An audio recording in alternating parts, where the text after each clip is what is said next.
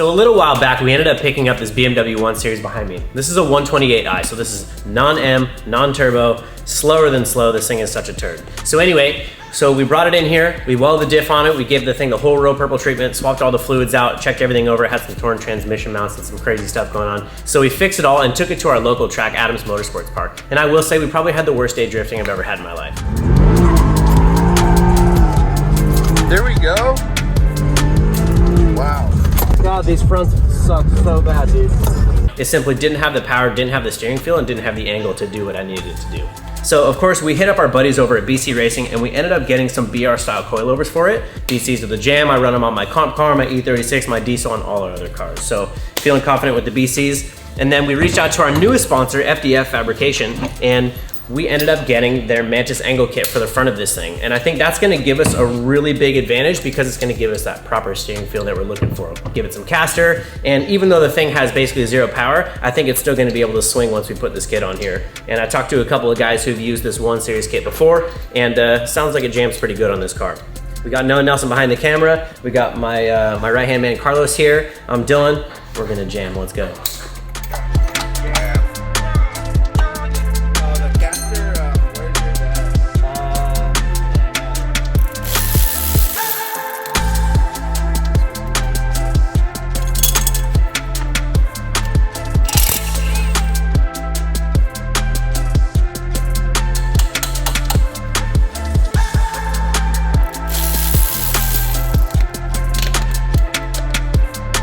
So no sway bar on this one? No sway bar on this one. We'd have to run some sort of custom adjustable one. If we choose to, which, let me tell you right now, brethren, we're gonna need it, but you know what? We'll cross that bridge when we get there. The bellow boot, guys. If it doesn't have any sort of grease inside, it's a bellow boot. If it has grease inside, it's a different kind of boot. It's not a bellow boot. That's science with BF. That's science right there, dude. Gotta make sure it's tight so that it doesn't, you know, get loose on my boy when he's driving this thing. There's probably a bunch of other things that's gonna go loose because this car's a piece of work, but it ain't gonna be this lower control arm, I'll tell you what.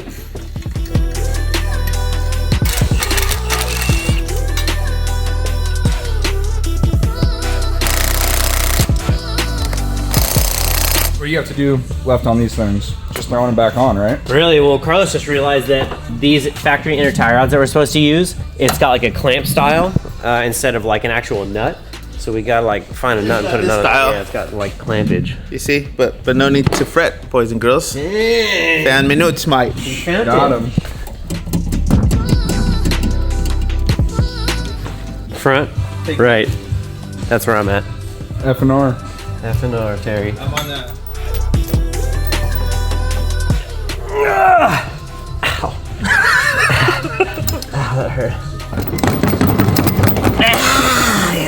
But she didn't know it. Look at it. There it is, brother. Wagwan. I got 2 on. We're good. Shout out to my single dads out there. We can do this, guys. Sorta. Yeah.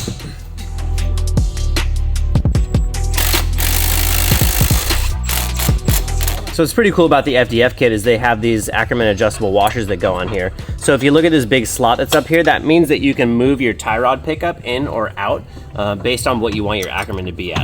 Pretty cool. And then also if you were to hit something really hard, it would probably just ovalize these holes in this aluminum plate, and then it's real easy to replace.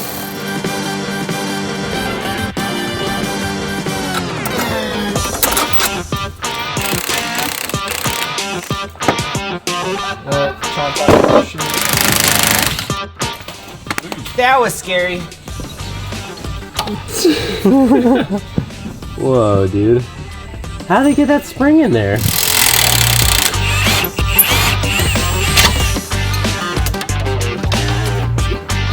What year is this? 2010? So it's got like a power distribution, like same as like mine. So it doesn't really have a fuse box. I mean, it does, but it doesn't. It's a PDM. Yeah.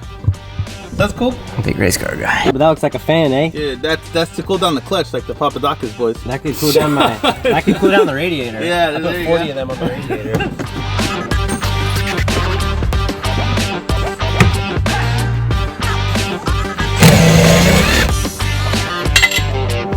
Fucking Monomax.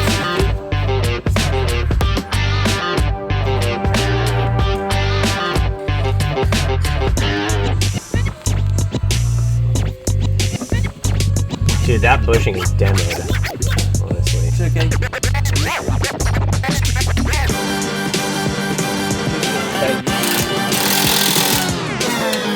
Well, I wouldn't call that as easy as an E36, but that's all right. Yeah, Terry, I'm gonna need your hand down here. A little bit more. Okay, there you go, you're good. Hold that shaft, Terry. I am, I got her.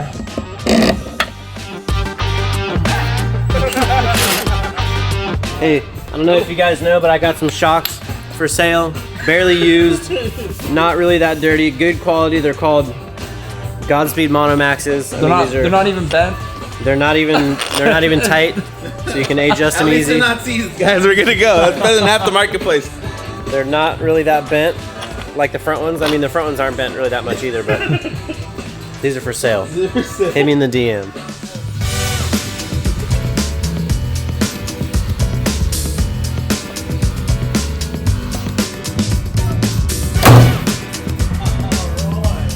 This FDF plate is adjustable. So basically you have a 2-degree caster swing that you can change this to. Moving this forward is gonna give it less caster, moving it back is gonna give it more caster. So what I'm trying to figure out now is, obviously this is where the shock belongs from the factory. We're moving it out here. So I made these couple of Sharpie marks here, basically just trying to give us how much room we need, because we have to cut this out, right? So this is all the way back. I figure we need to about there. That's all the way forward. We need to about there. The problem with this is it has this hole right there. So if I go to like hole saw it, this is just gonna move all over the place. That's obviously not gonna work. So what I'm gonna do is take a 1/4-inch washer, which is the same size as that arbor for the center, and I'm just gonna tack weld that right there for our center. And then I can use that as our center, and then we can punch a nice clean hole right there. And then we just gotta like get rid of these ugly little edges. And then we have our full adjustability, and we have a nice radius edge right there.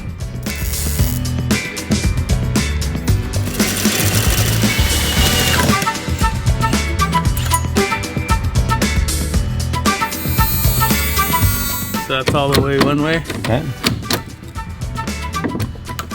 Way the other way.